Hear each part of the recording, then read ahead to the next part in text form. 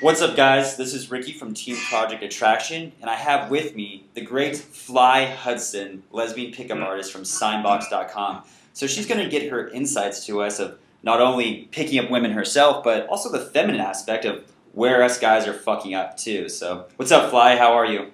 I'm doing amazing, Ricky. How about you? I'm doing great. I'm really excited to do this interview. I've been watching some of your work and your insights, and I love it, and I'm excited to see what we can learn from you. Yeah, awesome. I'm so excited to be here. I also checked out your YouTube channel. You guys definitely have a fair share of infields. I know I'm kind of going off tangent. I like to do a little bit of research. I'm going to take this off and go a little free flow. I like to do a little research on the companies that I interview for, just because I want to make sure that the people that I'm associating with aren't like creepy pedo creepers. And I have to say, I have been floored by the amount of quality content. I think you have a lot to bring to the PUA community, and I definitely think you guys should have definitely more than your subscriber count on YouTube. So, proud subscriber, amazing content. I'm honored to be a part of your interview. Thank you. So let's get into the interview a little bit, and just why don't you tell us a little bit about your backstory of what got you into the pickup community and dating and your journey. Sure. So I actually started out as a social worker, and because of stuff happening, I had to stop school because of funding and everything. Okay. At the time, I was dating a woman, so I had a little bit of natural game going on, but I had a bit of a crazy thing with this girl because she was cheating on me with her ex-girlfriend and her 3 other ex-boyfriends. So I wanted to get back at her, and I had signed up for a fetish site. It's called FetLife. Yeah, I've heard of it. Yeah, so I went on there because I'd also heard of the 50 Shades of Grey book, and I was like, okay, I want to check out some of that stuff. That's what all the cool kids are doing. I went on and I met up with his name is I call him Ryder in the book that I wrote. I wrote a book about our life experience getting into pickup. Okay. His name is Jeff Kahn, though, of ABC's Attraction. Things went very well, and after I ended up leaving her after we all had a threesome on Halloween night. But truth be told, everything that I've learned, everything that I've gotten good, being even introduced to the pickup community was all through Jeff Kahn. Okay. So yeah, that's basically how I kind of got here. And then a whole bunch of crazy stuff happened, but yeah. All right. So what's your style of game? What are some of the 3 key successes in your game that maybe you don't see other people doing? Sure. So one of them, I think that I don't think that there's a lot of things that people can do, but the first one is that it's easy for me to emphasize because if I immediately go up and approach a girl, her defense isn't up. She doesn't automatically assume that I'm going to be hitting on her because I'm a dude or something like that. Because when women are approached by dudes, they assume something. By being approached by women, they're like, oh, they want to make friends. But that's also a drawback point too, because then it's easier for me to be friend zoned and stuff like that. Let on compared to, other kinds of things. Guys get blown out. At least they know their time's not being wasted. For me, I can be let on because girls want to make new friends, have conversations, they're interested in my line of work, and it's bullshit. So how do you go about doing that? How do you pick up a lot of straight girls? I have picked up a few. I have a video called Making Straight Girls Gay. Unfortunately, it was the friend that came along for an online date that I was at, but she was just so into me and stuff. Sometimes I pick up straight girls. I don't ask if they're straight, gay, or whatever. I just see how far I can get with them until they're like, oh, I'm sorry, I'm straight. And then I go, okay.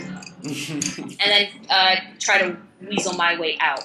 So, as sketchy as that sounds. So, there's that, and then there's 2 other points. The second point is that I'm also,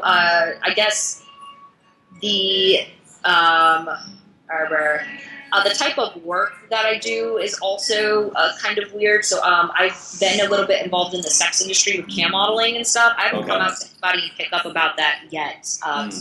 We were kind of scared what would happen. But because of having that kind of stuff, girls are like, oh, so you're like a female stripper? Oh, what is that like? So having my job and stuff like that as a DHP, but basically a guy who does anything around work or club venues. If you know people in the club, social proof. That's a big thing too. And the third one is also flexibility. So, like, I'm not immediately trying to, like, pull a girl into my car or something like that. She's drunk. She wants to get drunk pizza. We go out, get drunk pizza. We go outside, we step outside for a cigarette or, like, weed or whatever. Like, I'm just very flexible. So it's not like I'm in a hurry to get this person in my bed. It's like, okay. Those are the three main good things I can think of right now. Okay. All right. Yep. What were some of the like biggest sticking points or obstacles? Like when you got into this, you're like, all right, I want to do this. I want to be good at picking up women. What were some of the biggest like hurdles you had to get over to become good at it? Sure. So the first thing that I had to deal with was actually being sober. I've had like a really difficult-ish life, and for somebody who probably is using pickup to get out of depression, you might likely smoke a blunt before you go approach a girl, or you know, have a few drinks, or do something basically like that. You know. Yeah. And so it took me a while. I also had approach anxiety, and that's how I would deal with it. So it was like, oh, I'm high, I don't care. But now I've actually worked on it quite a lot. But in the beginning videos that you see on my YouTube, you can see them go from like really like kind of iffy to what the hell is she talking about to being like, okay, now she's making sense. It's because some of the videos I was still under the influence and some of them I was not. Right, right. The second point is big anxiety that I used to have talking about specific topics. So if I was to go out on a date or somebody, I'm not sure if you ever have the conversation where girls like to bring up their families, or they're like to say, yeah, I have a mom and a dad, and how many siblings do you have? And the thing is that my family kind of abandoned me and left me for homeless during my college years. So I guess feminists call that triggering, but I used to have that a lot. And so I deal with it now by either one, telling the fake story. I always tell the fake story when I do night game or something, because I ain't going to meet those people again. Right. Or if I'm doing online dating, looking for a relationship or whatever like that, I either try to trigger their emotional points by telling my sad sob story, depending on how the situation goes, or I just say, oh yeah, my family's cool. You know, I just keep it at a limit. And then the third thing that I have here is being myself. So I'm pretty sure that you know that if you know that you're being recorded, you're gonna have that in the back of your mind when you like approach women. Whereas like I can catch like the most awkward moments on camera, or I might start saying some like simple pickup-y or whatever kinds of like things on the camera just because I know I'm being recorded. But then when I'm not being recorded, then I don't have that kind of stress or burden.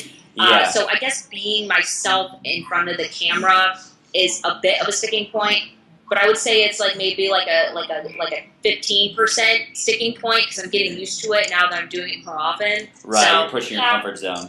Yeah, I find that's still a big one, and even like for myself, because even like as you're like growing your YouTube channel and whatnot too, there's a lot of pressure put on you. You want to perform, but be the best, but you also want to give your genuine expression out too. And I even find that with students. Like one student, I had him, and I was like, all right, go do this. And he was doing all this stuff, all these like routine stuff that he knew that other pickup people did. I'm like, no, you're being a robot. I was like, be you. Like, just be you and let it flow. And it's scary, right, to put yourself out there. But once he finally did it, he got good reactions, and then it put him at ease. And it's such a big help. It's crazy. Absolutely.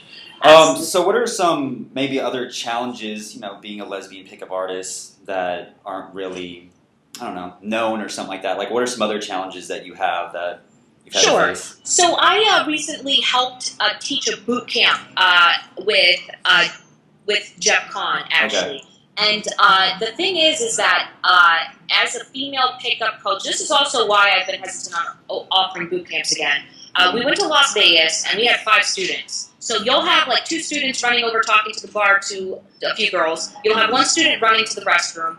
You'll have 1 student wanting to get his drinks, and then you'll have 1 student buried in the dance floor talking to a set by himself. So it's like who do I keep my eye on? I'm running around the club chasing them, but at the same time, I'm dealing with men who are trying to approach me. And I remember one time I got held up, especially because when I went out, 2 guys had approached me and cornered me and thought I was an escort and tried to play with my hair and stuff. And it was actually one of my students who had to come and step in and save me. Really? So, but like for like dude pickup artists, you guys are just like walking around and you guys see each other, you're like, okay, that's another dude. Yeah. But with like, if I'm walking around by myself, dressed up in nice club attire, with my hair done, everything on fleek, then it's going to be a whole different story for a guy being like, "Oh, lonely girl walking around. What's this about?" So that has been a difficulty. And also, one more thing too, is that some of the communities that I grew up in were extremely hateful towards lesbians, bisexuals, and gay people. So I always have that thought in my head that if I approach the wrong girl or if I approach the wrong dude, that something bad might happen to me, because there are still gay youth and gay people who get beat up and left in alleyways, and I know that while it may not happen here in LA, it does happen. So. How do you tend to deal with that? Do you just push through it, or what do you do? Well, I used to do cage fighting back in college and stuff like that, so I figure I'll just fuck a bitch up.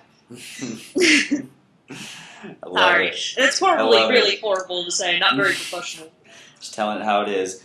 All right, what are some of the biggest things that you see guys, like, let's get the feminine aspect, maybe some guys in the community that you see common trends or whatnot that are just kind of fucking it up for them? Sure. There are two things that I see. One is that I see men putting women on pedestals, and I'm part of a lot of groups where I guess men are very attracted to women that are, like really hot, like 9s and 10s, as they like call it in the community.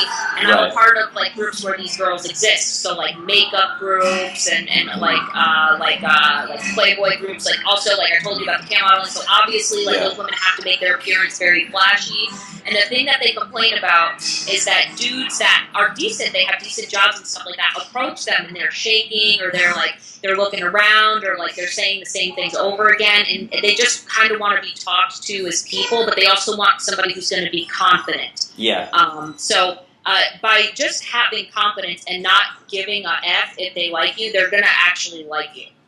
That's the first thing. The second thing that I've been seeing a lot recently is guys trying to pick up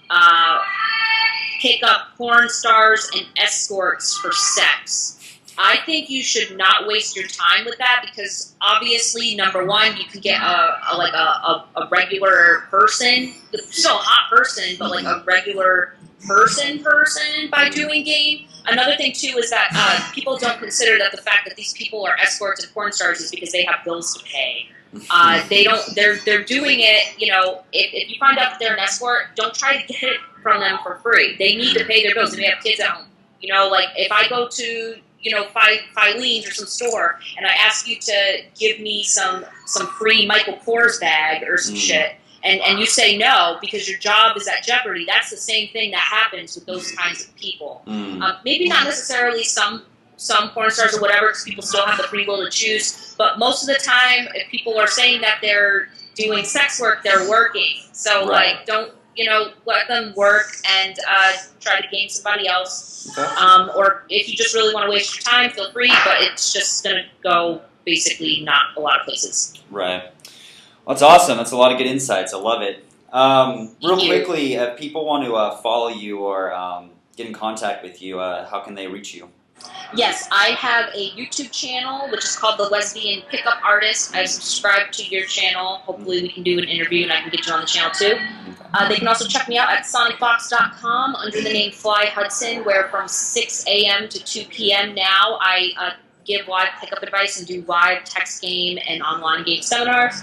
And you can also check me out on with some of Jeff Kahn's work. That's on ABCs of Attraction. Everybody knows about them. So I'm also sometimes on that channel or helping behind the scenes. So you can feel free to check me out. Awesome. Those resources.